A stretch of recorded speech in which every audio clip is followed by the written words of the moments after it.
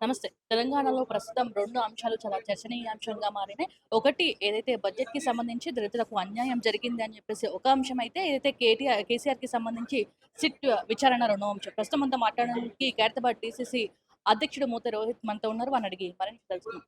చెప్పండి, బడ్జెట్‌కి సంబంధించి దళితులకు అన్యాయం జరిగిందనేసి అంటున్నారు. ఎట్లా చూస్తున్నారు? వాస్తవం అండి. తెలంగాణ రాష్ట్రంలోని అన్ని వర్గాల ప్రజలకు, ముఖ్యంగా దళితులకు తీరని అన్యాయం జరిగింది. 12 సంవత్సరాల నుంచి భారతీయ జనతా పార్టీ అధికారంలో ఉన్నప్పటి నుంచి కూడా నరేంద్ర మోడీ తెలంగాణ రాష్ట్రానికి తీరని అన్యాయం చేస్తూనే ఉన్నారు. తెలంగాణ రాష్ట్రం 8 మంది ఎంపీలను కట్టబెట్టినా గానీ, 8 మంది ఎమ్మెల్యేలను కట్టబెట్టినా గానీ, రాజ్యసభ సభ్యుల్ని కట్టబెట్టినా గానీ, ఎమ్మెల్సీలు ఇచ్చినా గానీ, తెలంగాణ రాష్ట్రం పట్ల ఏమాత్రం గౌరవం ఈ భారతీయ జనతా పార్టీకి లేనట్టుగా కనబడుతుంది. పూర్తిగా తెలంగాణ రాష్ట్రాన్ని విస్మరిస్తుర్రు.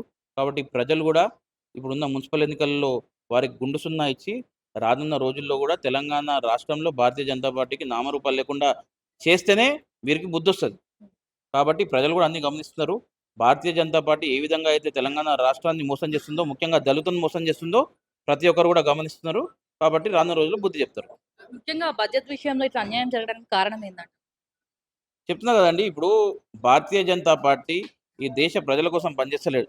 కేవలం వారు అధికారంలో కొనసాగడానికే వారి దృష్టంతా ఉంది. కాబట్టి రానున్న సమయంలో ఇప్పుడొచ్చే 5 రాష్ట్రాల ఎన్నికలను దృష్టిలో పెట్టుకొని కేవలం ఆ 5 రాష్ట్రాలకు పెద్దపీట వేస్తూ వారికి అరిచేతిలో స్వర్గాన్ని చూపించే ప్రయత్నం చేశారు తప్ప మిగతా రాష్ట్రాలను విస్మరించారు. దాంట్లో ముఖ్యంగా సౌత్ అంటేనే చాలా చిన్న చూపు. దాంట్లో మరీ ముఖ్యంగా తెలంగాణ రాష్ట్రం అంటే భారతీయ జనతా పార్టీకి చాలా చిన్న చూపు. గతంలో తెలంగాణ ఫార్మేషన్‌ని గూడా నరేంద్ర మోదీ గారు అవమానించిర్రు. బిడ్డ పుట్టి తల్లి చనిపోయిండ్రని చెప్పిన వ్యాఖ్య తెలంగాణ పట్ల చేసిర్రు. తెలంగాణ ప్రజలు గూడా ఇవన్నీ గూడా గమనిస్తున్నారు. కాబట్టి భారతీయ జనతా పార్టీకి బుద్ధి చెప్పే రోజులు దగ్గరలో ఉంది. ఎట్లా చూస్తున్నారు? కేసీఆర్‌కి సంబంధించి సిట్ విచారణని ఎట్లా చూస్తున్నారు? Phone tapping.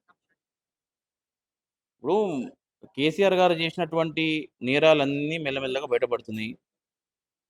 ఒక హేయమైన చర్య, ఒక నీచమైన చర్య ఫోన్ ట్యాపింగ్. అంటే కేవలం ఇప్పుడు ఫోన్ ట్యాపింగ్ ఎవరు చేస్తారండి? దేశానికి వ్యతిరేకంగా పనిచేస్తున్న వారు గాని, నక్సలైట్‌లకు సహకరిస్తున్న వారు గాని, అటువంటి వారి ఫోన్‌లు ట్యాప్ చేస్తారు. కానీ తెలంగాణ రాష్ట్రంలో దుర్మార్గంగా రాజకీయ నాయకులవి, సినిమా స్టార్స్‌వి, అధికారులవి, వ్యాపారవేత్తలవి అంటే కేవలం ఇప్పుడు ఎక్స్‌టార్షన్ కూడా పాల్పడ్డారని కూడా మనం వార్తలు చూస్తున్నాం. అంటే వ్యాపారవేత్తలను కూడా వారి ఫోన్ ట్యాపులు చేసి, వారి విషయాలు తెలుసుకొని, అనధికారికంగా ఆఫీసులకు పిలిచి, మీరు డబ్బులు చెల్లిస్తారా? లేదా? లేకపోతే మీ మీద చర్యలు తీసుకుంటామని చెప్పేసి బెదిరింపులకు పాల్పడి ఎక్స్‌టార్షన్ చేసుకుర్రు. కేవలం 2018 నుంచి 24 వరకు అఫీషియల్‌గా ఎలక్టోరల్ బాండ్స్ ద్వారా 1217,00,00,000 బీఆర్ఎస్ పార్టీకి ఎలక్టోరల్ బాండ్స్ వచ్చినాయంటే ఫోన్ ట్యాపింగ్ ఎంత పెద్ద ఎత్తున వీళ్ళు చేసిర్రో మనం అందరం కూడా గమనించాలి. అధికారికంగా ఎన్ని కోట్లు తీసుకున్నారు, అనధికారికంగా ఎంత తీసుకున్నారు అనే దానికి లెక్క లేదు. మీరు చూసుకోండి. కాళేశ్వరం దాంట్లో కమిషన్‌లు. ఈ రేస్ దాంట్లో ఆయన సొంతంగానే చెప్పిండు. నేనే ఫోన్ చేసి అరవింద్ కుమార్ ఐఏఎస్‌ని డబ్బులు బదిలీ చేయమని చెప్పిందని చెప్పేసి. అంటే ఒక క్యాబినెట్‌లో నిర్ణయం తీసుకోకుండా, ఎటువంటి అఫీషియల్ ఏమంటాము డిక్లరేషన్ లేకుండా, అంటే నీ సొంతంగా అంటే ప్రభుత్వానికి ఇక్కడ కూడా గౌరవం లేకుండా ఏదో నీ నీ కల్వకుంట్ల రాజ్యాంగం నడుస్తున్నట్టు నీ సొంతంగా నిర్ణయాలు తీసుకొని ఇష్టం వచ్చినట్టు రాష్ట్రాన్ని దోచుకున్నావు కాబట్టి ఈరోజు నీకు ఈ పరిస్థితి. ఖచ్చితంగా చట్టం తన పని చేసుకుంటూ పోతది. అన్ని వాస్తవాలు కూడా బయటికొస్తాయి. ప్రజలు కూడా అన్ని గమనిస్తున్నారు. రానున్న రోజుల్లో నువ్వు జేసిన నీచపు పనులన్నీ గూడా ప్రజలకు తెలిసి, నీ మీద చర్యలు తీసుకునే రోజులు దగ్గరుంది. ఇప్పుడు కాంగ్రెస్ పార్టీ కూడా అదే దానికి తావు తీస్తుందనేసి అంటున్నారు. ఫోన్ ట్యాపింగ్ కాంగ్రెస్ ప్రభుత్వం కూడా చేస్తుందా అంటున్నారు. ఇప్పుడు పచ్చ కామెర్లున్నోనికి లోకమంతా పచ్చగా కనిపించినట్టు, వాళ్ళు జేసిన తప్పులు కాంగ్రెస్ పార్టీ గూడా జేస్తుందని జెప్పేసి, వాళ్ళు ఒక కలలో ఉన్నారు. కాబట్టి ఇటువంటి చిల్లర మల్లర ఆరోపణలన్నీ జేస్తున్నారు. కాంగ్రెస్ పార్టీ ఫోకస్ అంతా ఈ తెలంగాణ రాష్ట్రాన్ని ఏ విధంగా అభివృద్ధి జేయాలే, తెలంగాణ రాష్ట్రాన్ని దేశంలోనే నంబర్ 1గా ఏ విధంగా పెట్టాలే, తెలంగాణ రాష్ట్రాన్ని $3 ట్రిలియన్ ఎకానమీగా ఏ విధంగా చేయాలే, పెట్టుబడులు ఎట్లా తీసుకురావాలే, వీటి మీద గౌరవ ముఖ్యమంత్రి గారి దృష్టంతా ఉంది. ఎటువంటి చిల్లర నాయకులని పట్టించుకునే సమయం గాని, అవసరం గాని కాంగ్రెస్ పార్టీకి గాని, గౌరవ ముఖ్యమంత్రి గారికి లేదు. ఖచ్చితంగా చట్టం తన పని చేసుకుంటూ పోతది. వీరు చేసిన మోసాలకు, తప్పులకు వారికి శిక్ష అనుభవిస్తారు. బొగ్గు స్కామ్‌కి సంబంధించి బయట పెట్టినందుకే ఇది డైవర్ట్ చేయడానికి సిట్ విచారణకు పిలిచిర్రనేసి అంటున్నారు. అసలు టెండరే ఎవరికీ అనౌన్స్ కాలేదు. గ్రౌండే కాలేదు. ఎక్కడి నుంచి స్కామ్ అయిందండి అది? ఇప్పుడు కేవలం మీరు మీ దృష్టి మరచాలి. ఇప్పుడు వాళ్ళు చేసిన ఫోన్ ట్యాపింగ్ అనేది తెలంగాణ రాష్ట్ర వ్యాప్తంగా ప్రజలందరికీ తెలుస్తుంది. అందరి దృష్టి అంతా ఫోన్ ట్యాపింగ్ మీద ఉంది. దీని నుంచి ప్రజల దృష్టిని డైవర్ట్ చేయాలన్న ఒక చిల్లర ఉద్దేశంతోని ఇటువంటి స్కామ్‌లు అని చెప్పి తెరపైకి తెస్తున్నారు. ఎటువంటి స్కామ్ జరగలేదనేది అందరూ కూడా బయటికి చెప్పడం జరిగింది. అసలు టెండరే ఎవరికి రాలేదు. టెండరే క్యాన్సిల్ అయింది. ఇంప్లిమెంటే కాలేదు. ఎవరికి ఇట్లా స్కామ్ జరగడానికి స్కోప్ ఎక్కడుందండి? కాబట్టి ఇటువంటి తప్పుదోవ పట్టించే మాటలు మానుకొని ఇప్పుడన్నా చేసిన తప్పులకు మీరు క్షమాపణ చెప్తే, పశ్చాత్తాపపడితే ప్రజలు గమ కనీసం మిమ్మల్ని ఆహ్, గమనించే అవకాశం ఉంటది. క్షమించే అవకాశం ఉంటది. కానీ మీరు చేసిన తప్పులన్నీ గూడా క్షమాపణకి అనర్హులు మీరు. కాబట్టి రానున్న రోజుల్లో మీరు చేసిన తప్పులకు శిక్ష అనుభవిస్తారు. ఏదైతే సిట్ విచారణ వరకు ఓకే. కాకపోతే కేసీఆర్‌ను అరెస్ట్ చేస్తే తెలంగాణలో మరో ఉద్యమం స్టార్ట్ చేస్తామనేసి కూడా అంటుర్రు.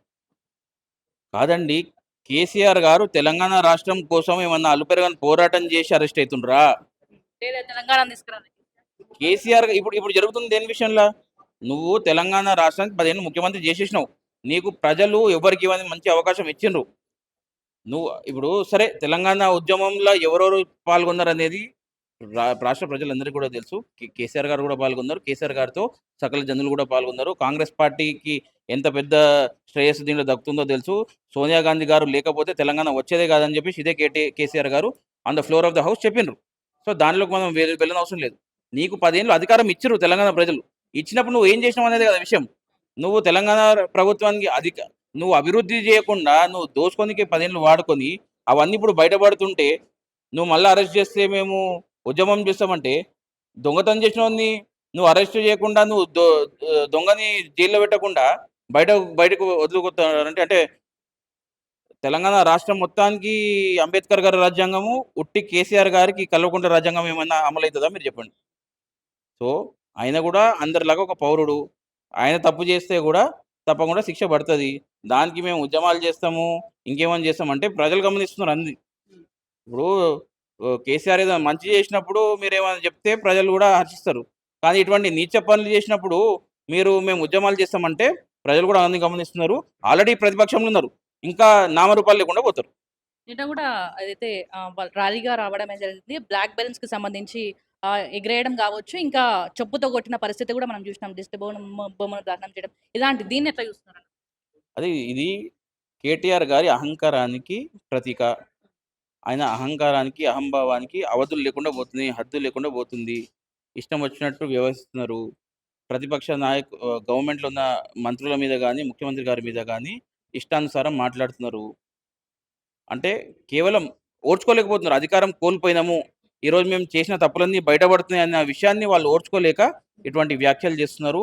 ఇటువంటి ప్రొటెస్ట్‌లకి పిలుపునిస్తున్నారు. కానీ ఈ ప్రొటెస్ట్‌లకి భయపడే నాయకుడు రేవంత్ రెడ్డి గారు కాదు.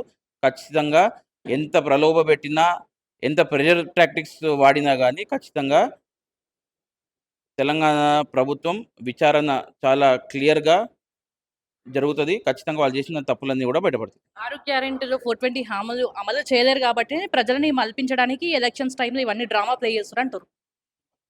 ఇప్పుడు తెలంగాణ రాష్ట్ర ప్రభుత్వం ఏర్పడిన తర్వాత 2 సంవత్సరాల్లో ఎన్ని ఎన్నికలు జరిగినాయి మీ అందరూ కూడా చూస్తున్నారు.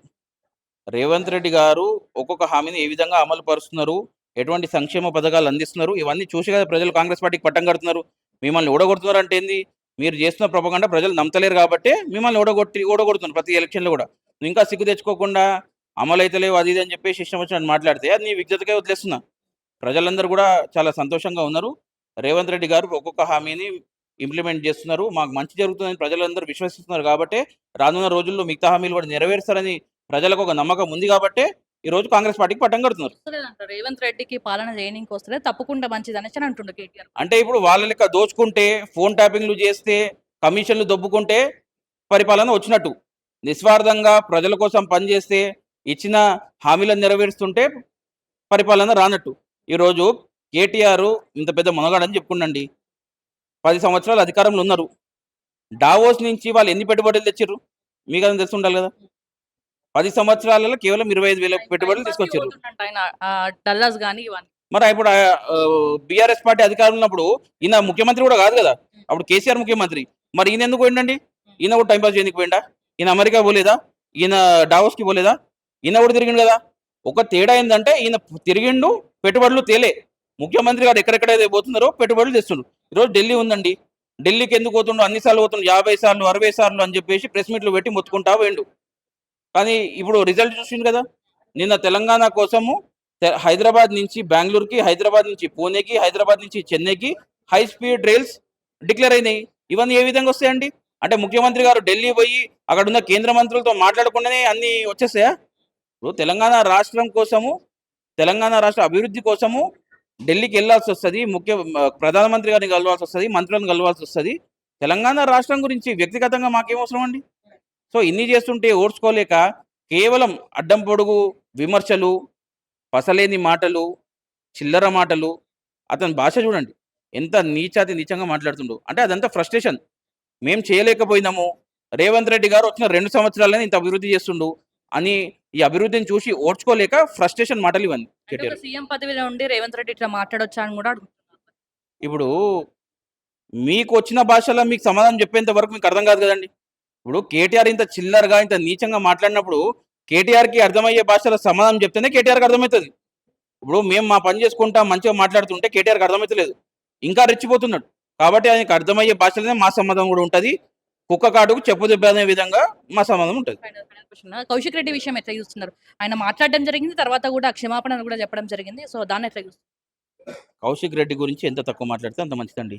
అప్పుడు ఇప్పుడు మీరు చూసిర్రు, అరెస్ట్ అయినాక అంటే పోలీసులు ఈడ్చుకుపోతుంటే తెలంగాణ ప్రభుత్వం మీద, ముఖ్యమంత్రి మీద స్లోగన్లు ఇచ్చుకుంటూ పోతుండు. దాని తర్వాత ఆయన కజిన్ అయినటువంటి ఉదయరెడ్డి గారు ప్రెస్ మీట్ పెట్టి చెప్పడం జరిగింది, ఇది కోర్టు పరిధిలో ఉంది, కోర్టు డైరెక్షన్ మా ఫేవర్లో ఉంది, ఆయన రావద్దని చెప్పేసి ఎంత చెప్పినా కానీ ఆయన కేవలం ఏమంటాము ఒక సీన్ క్రియేట్ చేయడానికి వస్తున్నారని చెప్పేసి అందరికీ తెలుసు. పోలీస్ ప్రొటెక్షన్ మేము ముందే కోరినాం, కోర్టు ఆర్డర్స్ని పోలీసుల్లో ఇంప్లిమెంట్ చేయడానికి అరెస్ట్ చేసిండ్రు. దానిలో ప్రభుత్వానికి ఎటువంటి రోల్ ఉందండి? కేవలం ఇప్పుడు ఆయన గెలుపుడు ఎమ్మెల్యే గెలుపు భార్యని కూతుర్ని వాడుకొని ఎమ్మెల్యేగా గెలిచిండు. సో ఇదే టాక్టిక్స్ని అన్ని విధాలుగా వాడుకొని ప్రజల్లో ఒక సింపతి క్రియేట్ చేయాలని ఆ రోజు కూడా భార్యని కూతుర్ని ఎంబడి పెట్టుకొని ఈ సీన్ క్రియేట్ చేసిండ్రు. కానీ వాస్తవాలు బయటకు వచ్చినాయి. ఉదయరెడ్డి ప్రెస్ మీట్ పెట్టి చెప్పిండు, వీళ్ళకి దాంట్లో ఏటు సంబంధం లేదు, వీరు రావద్దు అక్కడికి, కానీ కేవలం ఈ సీన్ క్రియేట్ చేయడానికి వచ్చి ఇదంతా చేసిండ్రు, ప్రభుత్వానికి దీనికి ఎటువంటి సంబంధం లేదని చెప్పేసి ఉదయరెడ్డి గారే చెప్పిర్రు. ఇప్పటికైనా ఎటువంటి చిల్లర థియేట్రిక్స్ మానుకొని నేను గెలిపించిన ప్రజల కోసం పనిచేసుకోవాలని చెప్పేసి కౌశిక్ రెడ్డికి హితవు పలుకుతున్నాను. ప్రజలకి పని చేయకుండా మీ కాంగ్రెస్ పార్టీ గవర్నమెంట్ కి పని చేస్తుంది అంటున్నారు. మరి వాళ్ళ అధికారం ఉన్నప్పుడు ఇదే పోలీస్ యంత్రాంగం ఎవరి కోసం పనిచేసిందంట? ఇప్పుడు పోలీస్ వ్యవస్థ ఎప్పుడు కూడా ప్రజల కోసం పనిచేస్తూ ఎవరైతే తప్పు చేస్తారో వాళ్ళని శిక్షించే పని చేస్తుంది. అది పోలీస్ వాళ్ళ పనితీరు. ఇప్పుడు అదే చేస్తున్నారు.